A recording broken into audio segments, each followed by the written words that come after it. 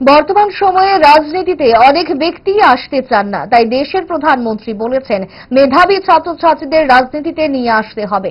রাজনীতির মাধ্যমে দেশ ও সমাজ সেবা করা যায়। কৃতি ছাত্রছাত্রীদের সংবর্ধনা অনুষ্ঠানে এমনই মন্তব্য করলেন মুখ্যমন্ত্রী ডক্টর মানিক সাহা।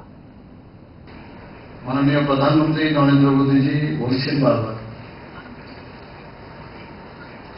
যে রাজনীতিতে অনেক ব্যক্তি এখন আসতে চান।